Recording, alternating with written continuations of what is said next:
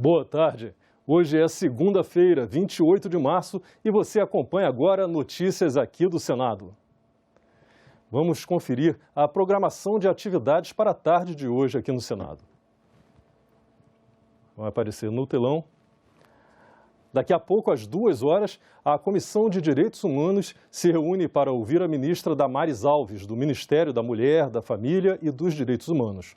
Os senadores querem que Damares esclareça nota técnica da pasta com posição contrária ao passaporte vacinal e à obrigatoriedade da vacinação infantil.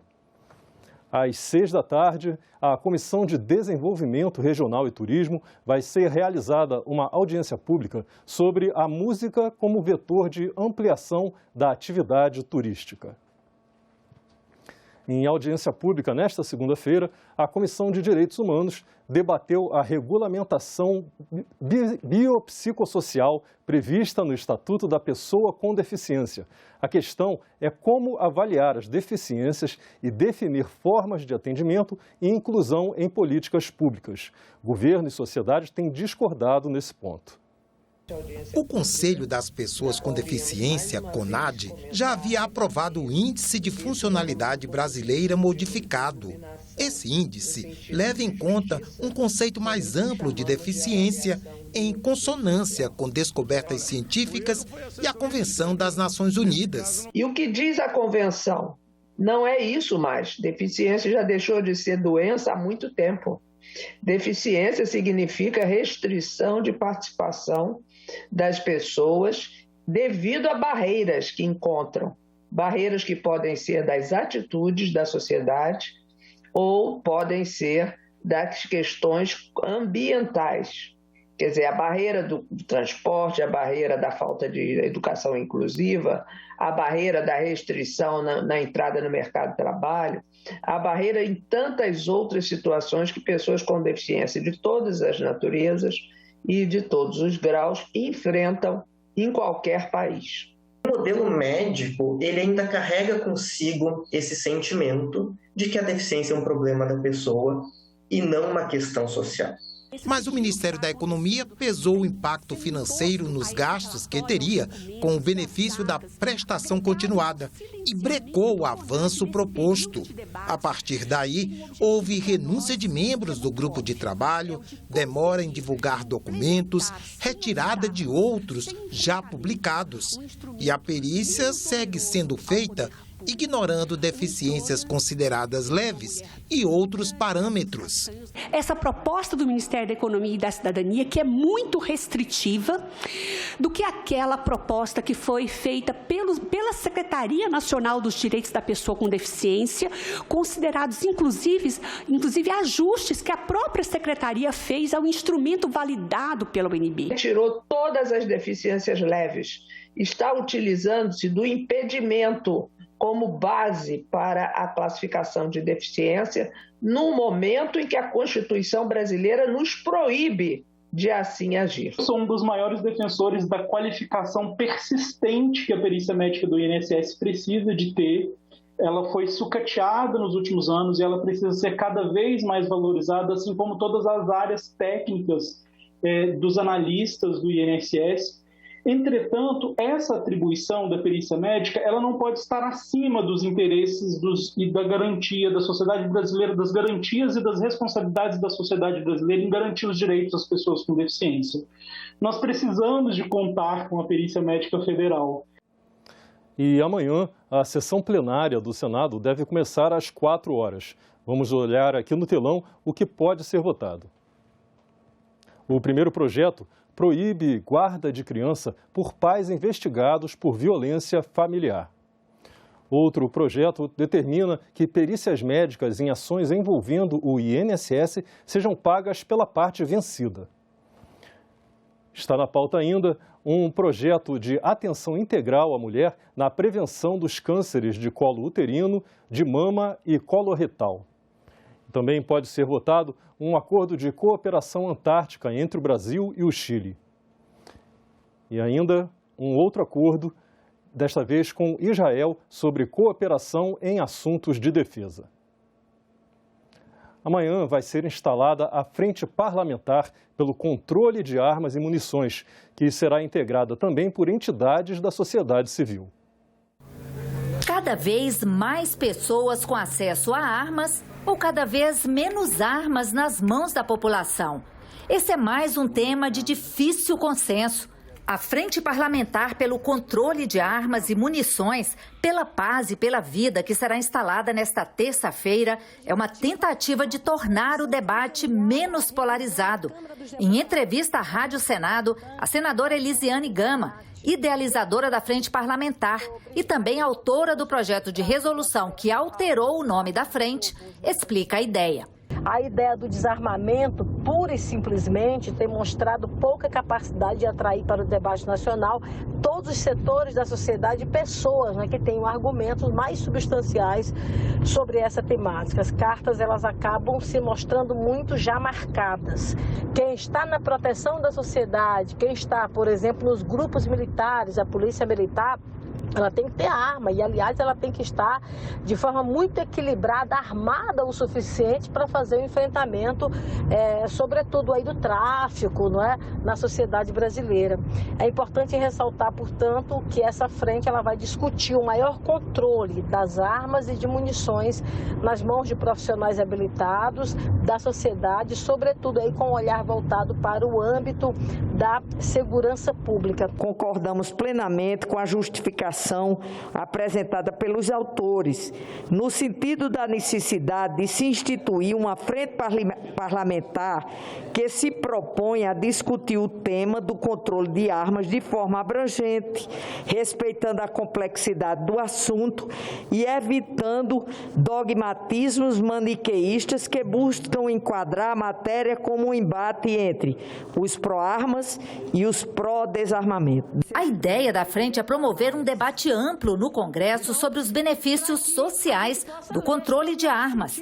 E ela começa a funcionar no momento em que o Senado discute a proposta relatada pelo senador Marcos Duval, que altera pontos importantes da legislação sobre controle de armas e munições no país e regulamenta o acesso a armas de fogo pelos chamados CACs, caçadores, atiradores esportivos e colecionadores. É uma pauta muito polêmica, é uma pauta que requer muita tranquilidade, muita neutralidade para você não ir para os extremos, Então a gente também não pode tirar o direito da sociedade que quer ter a sua arma, que seja para caçar, que seja para colecionador, que seja para atirador esportista.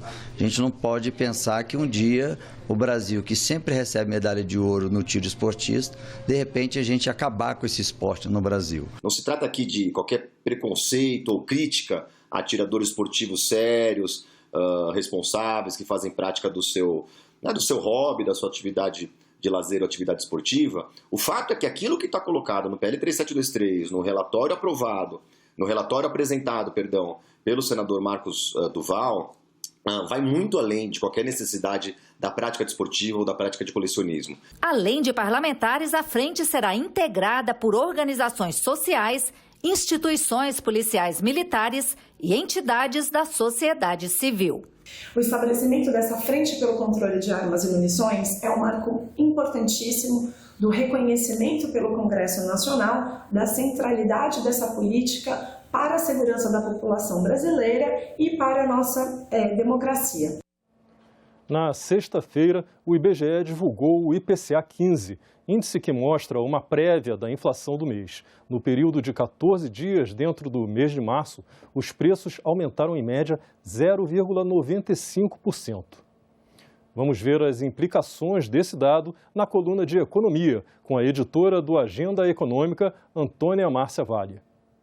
Os números do IPCA de março divulgados pelo IBGE constatam o que o consumidor já sentiu no bolso. Os preços seguem aumentando. O aumento de quase 1 ponto percentual na inflação vai fazer com que o Banco Central aumente novamente os juros em maio, quando acontece a próxima reunião do Conselho de Política Monetária. Na ata da reunião deste mês, a direção do BC deixou essa decisão praticamente escrita. Faltava a definição do percentual.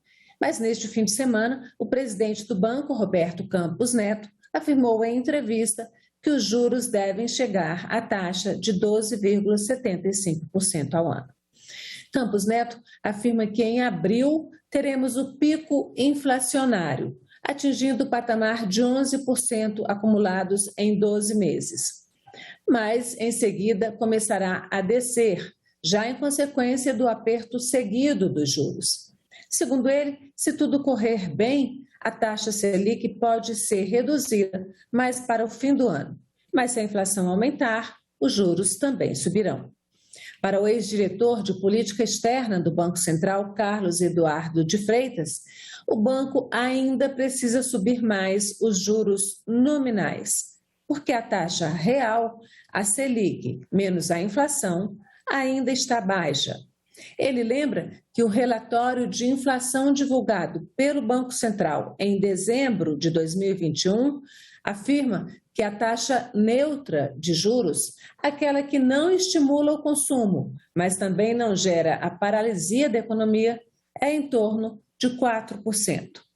A estimativa mais recente dos analistas de mercado é de que a inflação deste ano deve fechar em torno de 6%. Se essa estimativa se confirmar, existe espaço para o BC baixar os juros nominais e, portanto, os juros reais da economia no fim do ano. O Banco Central evita falar em estagnação, mas o ex-diretor Carlos Eduardo afirma que, na realidade, a economia brasileira está estagnada desde 1982, há 40 anos, quando uma crise cambial internacional atingiu diretamente os países semidesenvolvidos no mundo todo, entre eles o Brasil. E para ele, essa estagnação histórica não se resolve com política monetária, esse controle de juros feito pelo Banco Central. Carlos Eduardo afirma que, abre aspas, o país só vai voltar a crescer realmente com a redefinição do destino dos recursos públicos na economia. E isso é uma decisão política das elites brasileiras. Fecha aspas. O ministro da Educação, Milton Ribeiro, deve prestar esclarecimentos à Comissão de Educação na quinta-feira. O convite para a vinda dele foi aprovado pelos senadores após denúncias de favorecimento no destino de verbas do FNDE.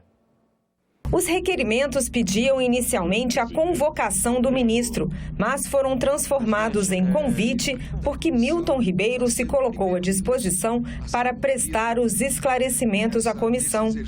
Na última semana, um áudio publicado pela imprensa revela uma declaração do ministro Milton Ribeiro, onde ele teria afirmado que priorizaria, a pedido do presidente Jair Bolsonaro, a liberação de verbas para aliados dos pastores Gilmar Silva dos Santos e Arilton Moura. As denúncias dão conta da suspeita de crime de tráfico de influência e de corrupção passiva, no mínimo.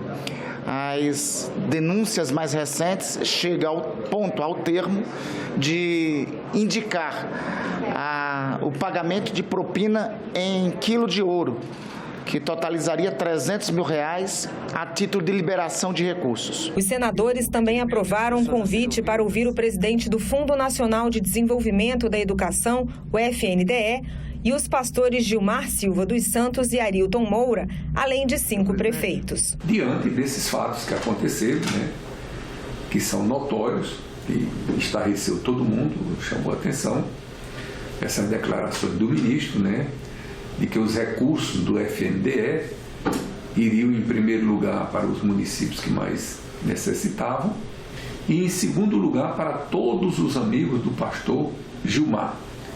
Ora, isso é uma coisa inadmissível, Porque os recursos públicos têm que ir por critérios técnicos, jamais porque é amigo de um pastor. E quem é o pastor? O pastor é absolutamente ninguém do ponto de vista administrativo.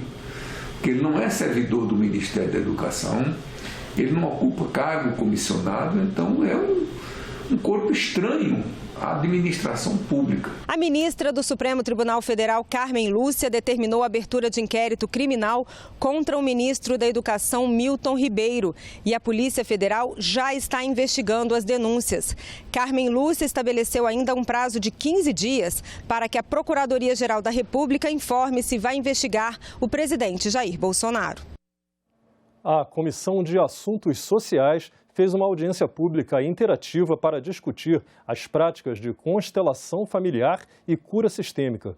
O evento foi proposto pelo senador Eduardo Girão. A constelação familiar é uma técnica que promete resolver conflitos entre parentes, inclusive aqueles que já faleceram. O criador, Bert Hellinger, dizia que é um método empírico, baseado na vivência e observação. Sophie Hellinger, viúva de Bert, participou da audiência por videochamada da Alemanha. As duas ordens mais importantes na família e na constelação familiar são o direito ao pertencimento e outro ponto importante é a hierarquia na própria família. Se o pertencimento e a hierarquia não forem respeitados, isto pode, muitas vezes, levar a sérios problemas psicológicos e também físicos para alguns membros da família, mesmo gerações mais tarde, podendo levar até a morte. Eu acredito que as constelações familiares, elas dependem de tudo isso aqui, de um debate, de uma união de forças, de a gente poder se unir, de a gente estudar, de a gente ir na parte científica, em tudo isso. Porque se fez bem para mim, se fez bem para milhares de pessoas, por que não pode fazer bem para outras pessoas? Vamos separar o joio do trigo. Não é a constelação familiar que é ruim, é algumas pessoas que, em nome da constelação familiar, fazem coisas erradas. E são poucas, é a minoria. Foi, assim, interessante o que eu senti, eu presenciei, testemunhei, não apenas comigo, mas centenas de casos, assim, de pessoas se livrando de amarras, pessoas que estavam com problema de droga, uma série de situações que encontraram um caminho mais sereno na vida, mais feliz. A prática não é reconhecida pelos conselhos de psicologia nem de medicina. Mas, de acordo com o Conselho Nacional de Justiça, mais de 16 estados e o Distrito Federal aplicam a constelação familiar em processos na vara de família e casos de violência doméstica. Em 2018, o Ministério da Saúde incluiu a técnica no SUS como parte da Política Nacional de Práticas Integrativas e Complementares. O direito é um campo um tanto emaranhado, né, em que muitas questões perduram por anos e anos e anos sem uma solução. E, às vezes, dependendo de como se lida com isso, às vezes as pessoas sofrem ainda mais por conta do tratamento dado na justiça pelos advogados, pela perpetuação de dinâmicas de violência, de agressão, de rompimento de vínculos, né? E na constelação eu vi conciliações em um nível profundo dentro de famílias, entre pessoas que se sentiam agredidas por pessoas próximas, que tinham um vínculo de amor por trás, e a constelação tem essa capacidade de trazer à luz, trazer à tona esse amor e de mudar a dinâmica das relações. A sugestão legislativa número 1 de 2022, que já recebeu mais de 23 mil apoiamentos, propõe o banimento da prática de constelação familiar das instituições públicas.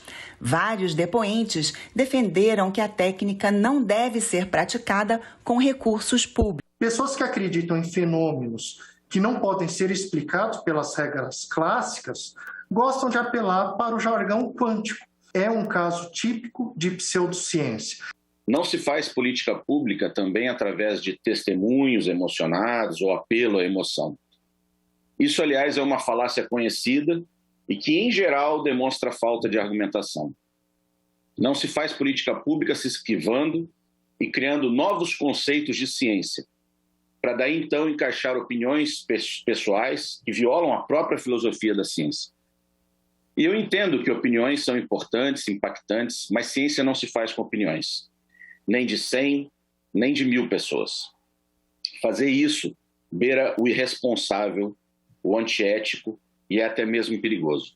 Será que seria uma atitude ética oferecer uma prática tão controversa, uma pseudociência, conforme essa análise que eu apresentei, à população em órgãos como o SUS e o Judiciário? Constelação familiar ignora o método científico, não é ciência e não possui evidências científicas.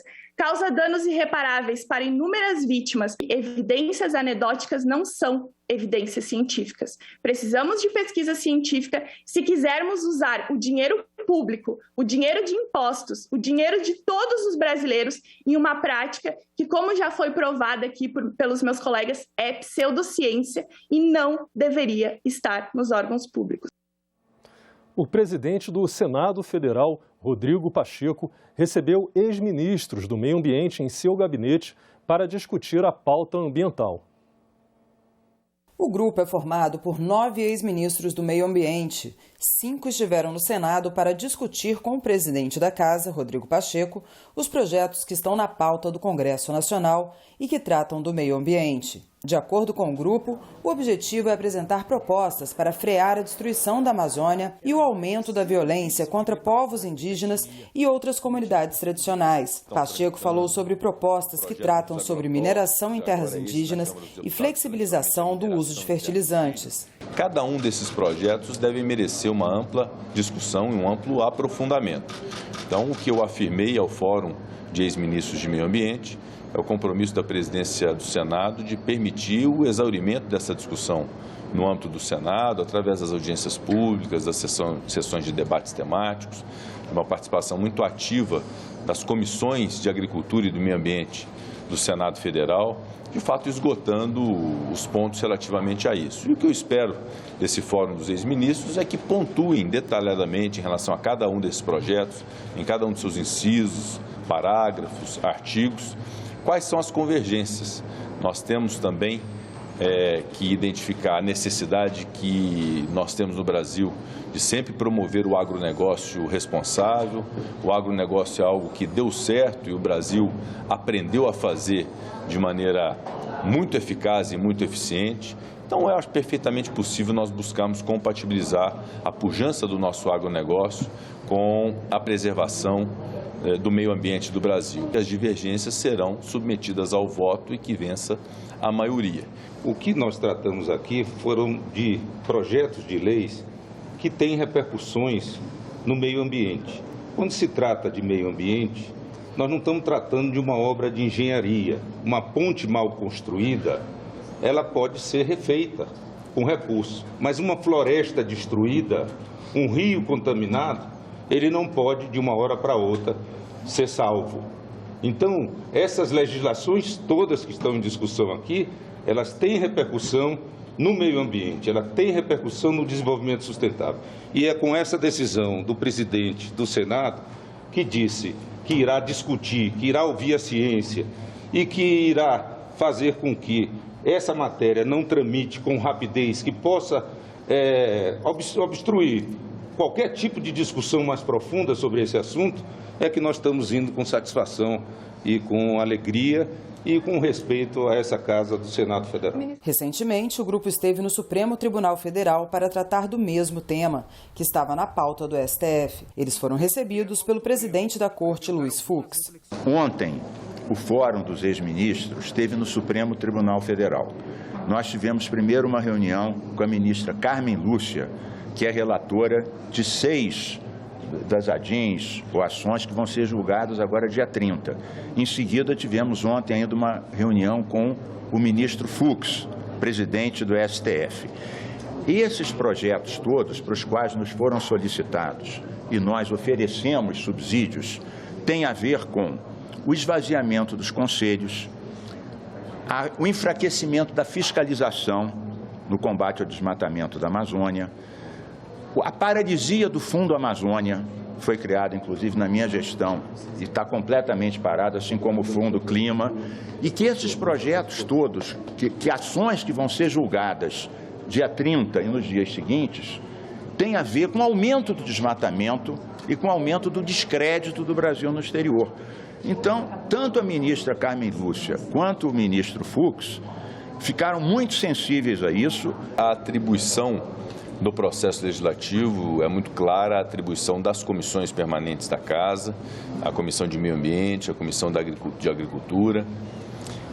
Há relatores em relação a esses temas, há uma maioria dessas comissões, então, obviamente, que essa decisão é do processo amadurecido no ambiente das comissões até que se vá ao plenário. O que o Fórum dos Ex-Ministros proporciona nesse instante, junto com a consultoria do Senado, é poder ter um acesso ao Senado que possa fazer com que a voz e o conhecimento, a experiência desse fórum, que congrega experiências das mais diversas nesse tema, de ex-ministros de Estado que viveram em governos dos mais diferentes situações em relação ao meio ambiente, que isso possa ser considerado. E é isso que eu me incumbi de fazer como presidente, de fato de ouvir, de compilar cada uma dessas ideias a partir de um aprofundamento de cada um desses projetos e, naturalmente, o passo seguinte é abastecer os respectivos relatores e membros dessas comissões para que eles tenham conhecimento do que é a palavra desse Fórum de Ex-Ministros do Meio Ambiente do Brasil. Entre os 4 projetos, o diálogo de pontos de convergência são em relação aos 3. Sobre mineração em terras indígenas, não há ponto algum de convergência. Nem no Fórum dos Ministros, nem na sociedade civil, nem na maioria do Senado, e pelo que nós sentimos, nem da parte do presidente Pacheco. Na sexta-feira, o presidente do Senado, Rodrigo Pacheco, foi homenageado no Ministério da Justiça. O presidente do Senado, Rodrigo Pacheco, recebeu nesta sexta-feira do presidente da República, Jair Bolsonaro, a Comenda da Ordem do Mérito do Ministério da Justiça e Segurança Pública, um reconhecimento a personalidades que prestaram serviços relevantes ao órgão. Também foram homenageados os ministros do Supremo Tribunal Federal, Luiz Fux e Cássio Nunes Marques, o advogado-geral da União, Bruno Bianco, além de outras autoridades. O evento faz parte das ações em comemoração ao bicentenário do Ministério da Justiça. Ficamos por aqui. Você pode rever as reportagens desta edição na nossa página na internet, senado.leg.br/tv. Muito obrigado pela sua companhia e até a próxima.